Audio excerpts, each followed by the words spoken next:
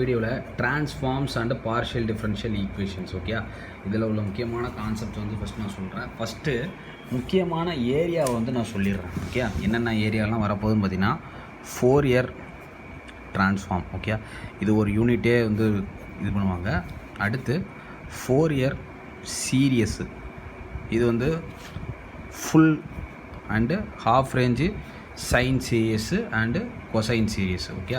அடுத்து harmonic analysis,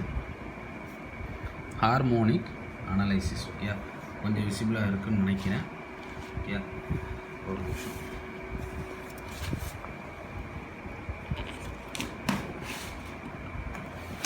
விசிபிளாக இருக்கா?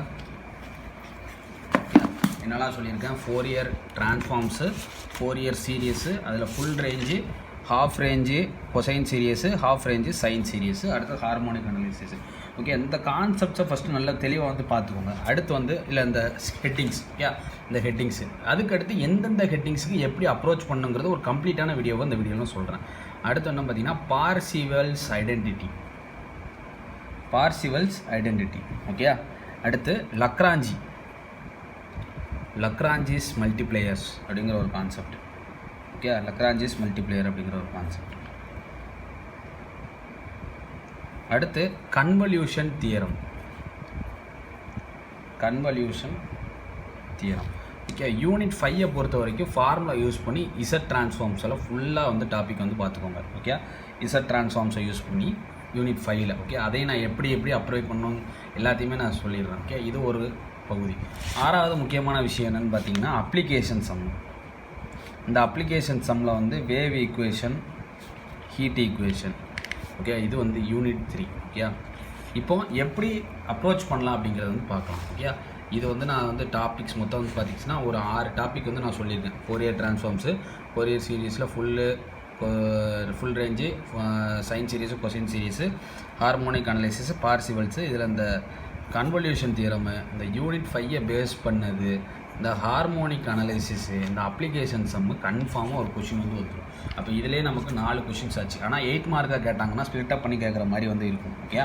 இப்போ நம்ம எப்படி அப்ரோச் பண்ணணும் அப்படிங்கிறத பார்த்துறேன். அடுத்து இந்த யூனிட் 5ல் வந்து பார்த்திங்கன்னா ரெசிடியூ தியரத்தை பேஸ் பண்ணியும் உள்ள சம் நிறைய வந்து வரும் ஓகே. இது எல்லாம் எங்கள் வீடியோஸ் பார்க்குறது அப்படிங்கன்னா கீழே லிங்க் வந்து கொடுத்துருக்கேன் டிஸ்கிரிப்ஷனில் ஓகே. லிங்க் வந்து கொடுத்துருக்கேன் எல்லா யூனிட்டுக்கும் சேர்த்தாப்பில் ஓகே. அதை வந்து யூஸ் பண்ணிக்கோங்க. ஒரு தடவை அதை பார்த்துட்டு நீங்கள் உங்களோட அப்ரோச்சை வந்து யூஸ் பண்ணிக்கோங்க ஓகே. நான் இதில் இம்பார்ட்டன்ட் போட்டுற டாபிக்ஸ் ரொம்ப முக்கியம் ஓகே. இப்போ ஒவ்வொரு யூனிட்லையும் எப்படி நம்ம பார்க்கணும் அப்படிங்கிறத வந்து நான் இதில் எக்ஸ்பிளைன் பண்ணுறேன் ஓகே. இப்போ வந்து பார்த்தீங்கன்னா வச்சுக்கோங்களேன் 4 இயர் சீரியஸ் ஓகே. அதில் வந்து 4 டைப்பு, -Lலேருந்து L, 0 to L, -πலேருந்து π, 0 to π. எல்லா இலையும் A0 என்னன்னு கண்டுபிடிக்கணும், AN என்னன்னு கண்டுபிடிக்கணும், BN என்னன்னு கண்டுபிடிக்கணும் ஓகே. இதை அப்படியே நீங்கள் ஸ்க்ரீன்ஷாட் கூட எடுத்து வச்சுக்கிட்டாலும் ஓகே தான் ஓகே. இந்த ப்ரொசீட் பண்ணி நம்ம எப்படி சம்ம சால்வ் பண்ண போகிறோம் அப்படிங்கிறத அந்த 4 இயர் சீரியஸை பொறுத்த வரைக்கும் எந்த லிமிட்டுக்கு இடையில சம்ம வந்தால் எப்படி A0 கண்டுபிடிக்கணும், அதோட லிமிட்ஸ் எப்படி வருதுங்கிறது அப்படியே ஒரு ஸ்க்ரீன்ஷாட்டு ஓகே எடுத்து வச்சுக்கோங்க. அடுத்து 2வது என்னென்னு பார்த்தீங்கன்னா ஹாஃப் ரேஞ்சு ஓகே. ஒரு ஜூம் அவுட் பண்ணிக்கிறேன். Half range sine series. Half range sine சீரியஸ்னால் 0 to L இல்லைன்னா 0 to π ஓகே. அதில் A0ம் ANம் 0 ஆயிரும், BN மட்டும் கண்டுபிடிக்கிற மாதிரி இருக்கும்.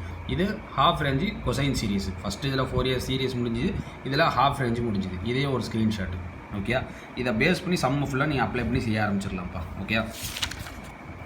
அடுத்து பார்சிவல்ஸ் ஐடென்டிட்டி ஓகே. இதை ஒரு ஸ்க்ரீன்ஷாட்டு. இதில் வந்து -Lலேருந்து Lனா எப்படி செய்யணும், 0 to L 2Lனா எப்படி செய்யணும், -π to πனா என்ன செய்யணும், 0 to 2πனா என்ன செய்யணும் ஓகே.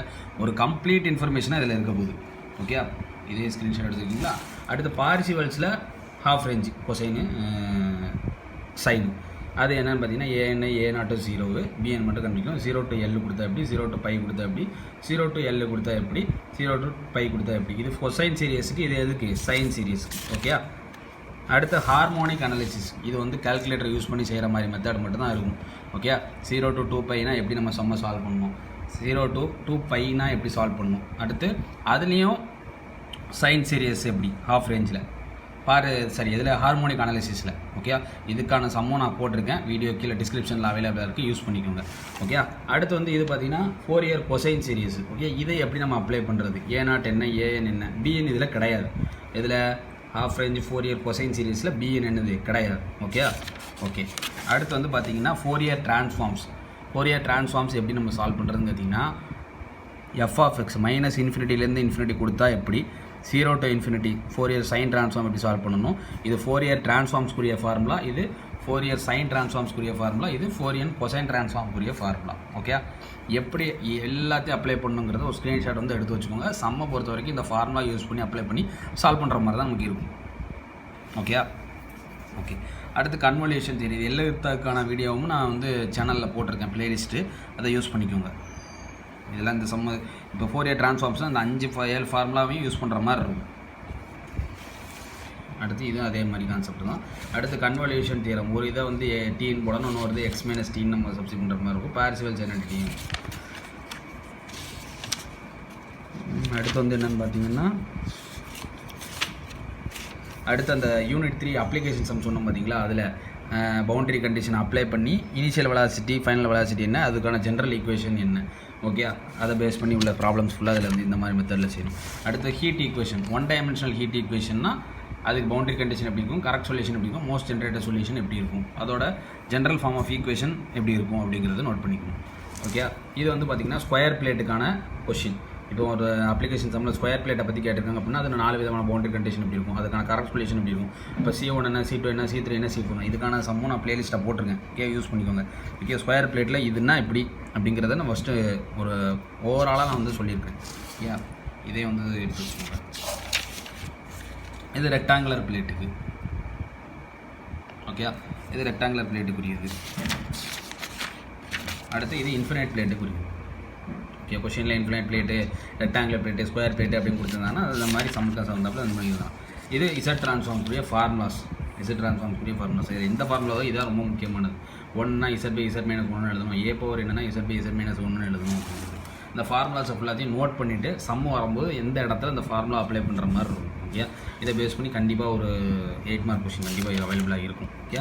இந்த பாக்ஸும் ரொம்ப ஒரு முக்கியமானது. இந்த டேபிளை யூஸ் பண்ணி நம்ம சம்மை வந்து அப்ரோச் பண்ணுற மாதிரி இருக்கும். ஃபுல் பிளேலிஸ்ட் 5 யூனிட்டுக்குமான பிளேலிஸ்ட் நான் போட்டிருக்கேன், யூஸ் பண்ணிக்கோங்க மேக்ஸிமம். All the best. இந்த வீடியோ மறக்காமல் ஃப்ரெண்ட்ஸ் குரூப்பில் ஷேர் பண்ணுங்கள். பை.